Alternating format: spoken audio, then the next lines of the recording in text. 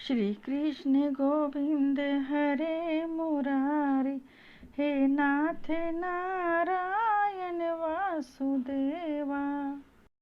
मैं नीरू तनेजा अपने YouTube channel Neeru Taneja मुल्तानी हिंदी गलबात में आपको आज आमलकी एकादशी की कथा सुना रही हूँ।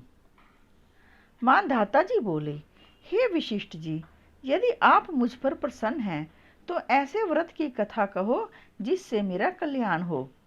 विशिष्ट जी बोले, हे राजन, सब व्रतों से उत्तम और अंत में मोक्ष देने वाला आमलकी एकादशी का वर्णन करता हूँ। यह फाल्गुन माह के शुक्ल पक्ष में होती है। इस व्रत का पुण्य 1000 गोदान के फल के बराबर है। मैं आपसे एक पौराणिक कथा कहता हूँ।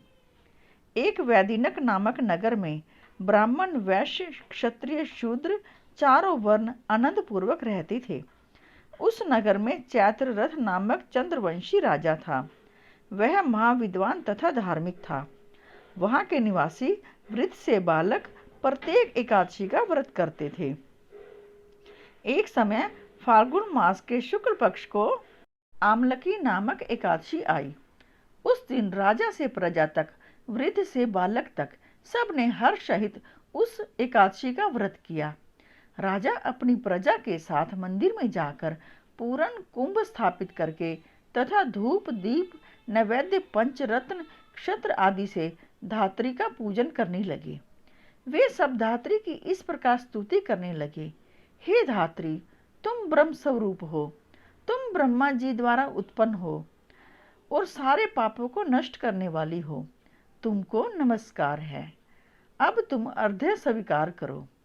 तुम श्री रामचंद्र जी द्वारा सम्मानित हो। मैं आपकी प्रार्थना करता हूँ, मेरे समस्त पापों का हरण करो। उस देवालय में रात्रि को सबने जागरण किया। रात्रि के समय उस जगह एक बहेलिया आया। वह महापापी तथा दुराचारी था। वह भूखा प्यासा था। उस जगह बैठकर विष्णु भगवान की कथा व एकादशी महात्म्य सुनने लगा। बहेलिया ने उस रात्रि को अन्य लोगों के साथ जागकर व्यतीत किया। प्रातःकाल होते ही सभी लोग अपने अपने घर गए। कुछ समय बीतने के पश्चात उस बहेलिया की मृत्यु हुई और उस आमलकी एकादशी के व्रत तथा जागरण के प्रभाव से उसने राजा विदुरथ के घर जन्म लिया। उसका नाम बसुरथ रखा गया। बड़ा होने पर वह चतुरंगनी सेना के सहित तथा धन धान्य से युक्त होकर 10 सहस्त्र ग्रामों का पालन करने लगा। वह तेज में सूर्य के, कांति में चंद्रमा के, वीरता में विष्णु भगवान के और क्षमा में पृथ्वी के समान था। वह अत्यंत धार्मिक, सत्यवादी, कर्मवीर और विष्णु भक्त था। वह सदैव यज्ञ किया करता था। एक दिन वह राजा शिकार खेलने के लिए गया। दैव योग से वह राजा रास्ता भूल गया। तब वह उसी वन में एक वृक्ष के नीचे सो रहा था। उसी समय पहाड़ी मलेच्छ वहां आए और राजा को अकेला देखकर उस पर मारो मारो का शब्द करके टूट पड़े।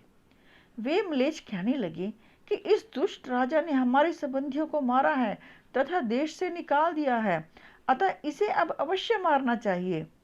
ऐसा कहकर वह मलेच्छ राजा पर अस्त्र शस्त्र का प्रहार करने लगे।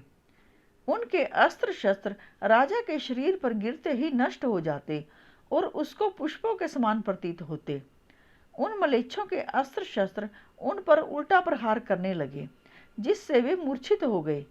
उस समय राजा के शरीर से एक दिव्य स्त्री प्रकट हुई, जो अत्यंत सुंदर और सुंदर वस्त्रों तथा आभूषणों से अलंकृत थी। उसकी भ्रकुटी टेढ़ी थी, आंखों से लाल लाल अग्नि निकल रही थी। वह मलेच्छों को मारने दौड़ी और समस्त मलेच्छों को काल के गाल में पहुंचा दिया। अब राजा जब जगा तब इन मलेच्छों को मरा हुआ देखकर सोचने लगा कि इन शत्रुओं को किसने मारा है। जब वह राजा ऐसा विचार कर रहा था, तब ही आकाशवाणी हुई और कहने लगी, हे राजन, इस संसार में तेरी विष्णु भगवान के अतिरिक्त कौन रक्षा कर सकता है। इस आकाशवाणी को सुनकर राजा अपने नगर को वापस आ गया और सुखपूर्वक राज करने लगा। महर्षि विशिष्ट जी बोले, हे राजन, यह सब आमलकी एकादशी के व्रत का प्रभाव था।